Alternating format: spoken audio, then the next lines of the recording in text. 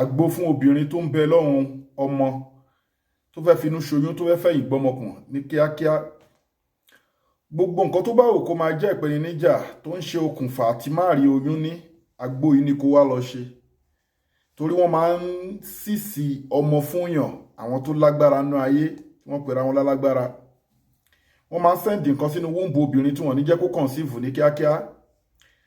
Wọ́n máa ń dẹ obìnrin láàmú débi pé a máa lọ sọ́spítù, a máa lo àgbo lóríṣiríṣi láti lóyún kò dé lóyún. Àwọn nǹkan rádaràdán bí sọmúroro, ẹ̀dà, àwọn nǹkan bẹ́ẹ̀ wọ́n fi ń da ẹlòmíì láàmú kó má lè dọ́lọ́mọ láyé tí kìí dẹ̀ ṣe pé natural. Ètò tí mo fẹ́ kọ́ yín, mo máa lọ wo comment torí mi ò ráyè wo comment, àwọn máa wo comment eléyìí.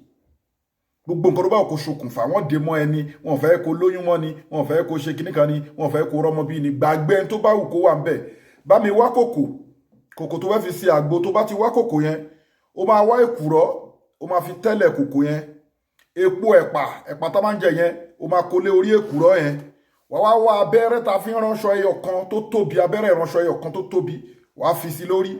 Wá bá mi wá ewé yìí, ewé ọ̀gẹ̀dẹ̀, ó ti rí, wàá ṣú lóṣùká, ewé ọ̀gẹ̀dẹ̀, ó máa ṣú ní òṣùká, ó máa ṣú lóṣùká báyìí, ó máa ṣú lóṣùká.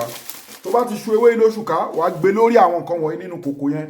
Wàá da aloe vera, ewé aloe vera yẹn wàá gé, wàá dà lé lórí. Wàá da kànáfùrù lé lórí. Wàá da ewé efinrin, wàá da ewé efinrin lé lórí. Wàá da ewé àkókò lé lórí. Bismillah ta'ala.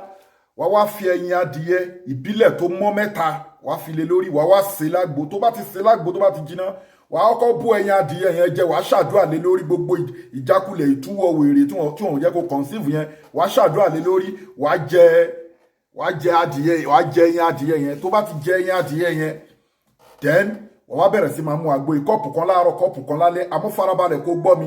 Ìjọ́ tó bá pé ọjọ́ keje tó ti mu àgbo yìí, wàá lọ fi nǹkan tó bá lágbára, wàá lọ fi ṣe sàárà. Síwájú kó tó ṣiṣẹ́ àbí tó bá ṣiṣẹ́ yìí tán, nǹkan tó bá lágbára fi sákàǹtì àwọn ọmọ aláìní, àkáǹtì nọ́mbà ní fún àwọn ọmọ aláìní 0123214254.